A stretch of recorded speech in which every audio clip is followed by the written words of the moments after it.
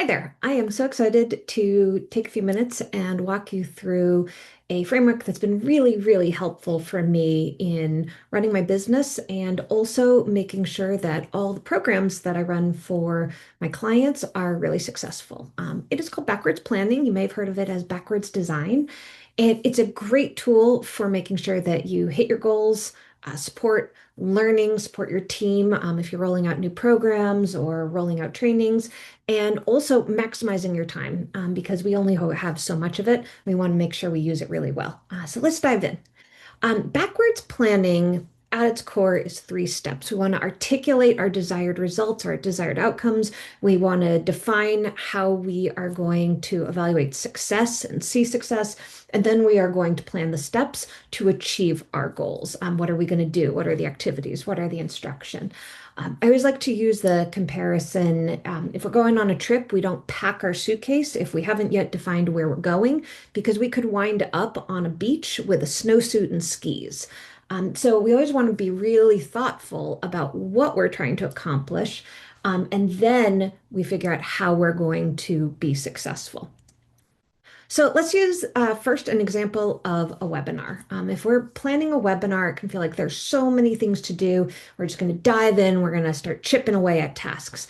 But we might start working on the wrong things. We might prioritize working on something that should come later and end up hitting walls, or even worse, end up having to rework things we already put time into. So instead of feeling like you got a whole bunch of tasks flying at your face, we think about, okay, how are we going to hit those goals, maximize our time? So we're starting backwards. We're starting all the way to the right with what is our goal? We want to hold a webinar. Why do we want to hold a webinar? What is going to make that webinar successful?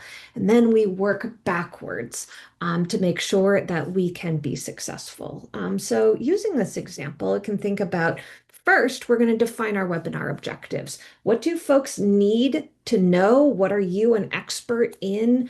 Or if you're releasing a change to your customers or your team, what do you need to tell folks about?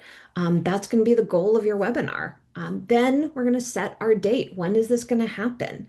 Do we have enough time? Like right then and there, do we know what we're trying to accomplish? And do we have enough time to put this out into the public so that it can be successful and not a waste of our time creating it? Then we're going to figure out our milestones, the big rocks that we need to hit. So what's the program that we're releasing? What is the pre-marketing so that people actually show up to it? What's the post-marketing? Even just thinking about it in those three subsets is really, really critical to thinking about how you're going to be successful. And then how are you going to do your subtasks? How do you need to prioritize? Can you do your pre-marketing if you haven't finalized your program? Probably not, because you're not going to know what to say. But you also want to think about after someone attends that webinar, what do you want them to do next? That's also going to inform how much you put into that program. Then, other tasks. Do you need a driver? Is anyone available to help you on that webinar?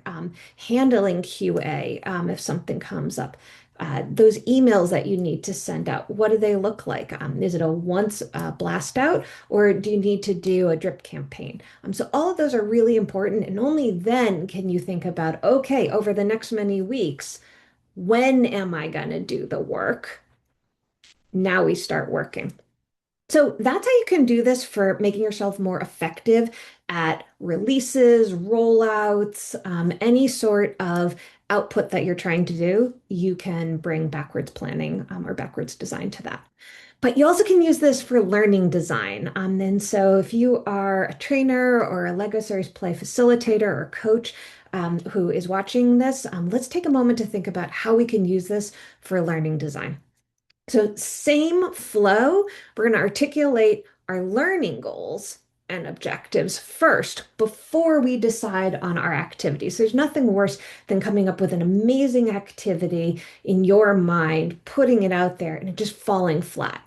That's because it didn't meet the goals of the people who are in the room. So we want to make sure we are clear. What do participants need to learn? Do they know that they need to learn it? Is it clear to them? Is it clear to you? Is everyone on the same page of why they're coming into this learning space? Next, How are you going to make sure those learning objectives were achieved? Do you have evidence to support this? Then you will plan the learning activities and the instruction materials. That's the content that ensures that you've reached those key goals and learning objectives. But if you don't know what you're looking for, you can't design thoughtful activities. So we just want to ask the essential question. That's the anchor to the big picture. What is going to change as a result of going through this program or this one-off training or even this webinar that we're holding? It's that why, that broader context. Then the objectives. Big essential question. We're not actually directly answering it quickly. We are hitting our objectives, which reach that goal. Um, so the objectives are the intended shift. And I always like to say, what will be different when folks walk out of the room at the end of this session? Then what's the proof of the learning? As we talked about, assessment is really important. What can they demonstrate as a result of having gone through your program? And then activities. So if you think about a soccer coach on a soccer field, if they are doing a passing drill and they've decided that's really important for practice, but passing's not actually the problem. People don't know each other's names, and so they don't know how to get the ball to somebody who's open. Then, the real activity needs to be around how do you learn each other's names and pass to each other in a way that gets the ball down the field and into the goal. So, for an example of backwards planning in the corporate setting, we can think about, what does a good one-on-one meeting actually need in order to accomplish goals. So that would be our big essential question. Then we can think about our objectives. What would reach that essential question? Well, by the end of the session, maybe managers need to be able to clarify the purpose of a one-on-one meeting. Maybe they've never had that conversation. They need to be able to name one way they will adjust how they run their one-on-ones after having attended this session. Okay, well, how would we have evidence that they're actually meeting these objectives? To be able to state clearly the purpose of their one-on-ones. Going into them, I have many one-on-ones. Sometimes they're about support, sometimes they're about coaching, sometimes they're about goals alignment. So, how are you going to design a training that is going to help them key into how they can make these one-on-ones more effective? And then last, we get to okay, what would be activities that would help them really tap into this mindset shift? Well, we could do a Lego Serious Play activity. We could have a reflection activity. We could have a whiteboarding activity, something that helps them get under the fact that they have not been using the time effectively with their team. They have not been creating the conditions for effective one-on-one meetings.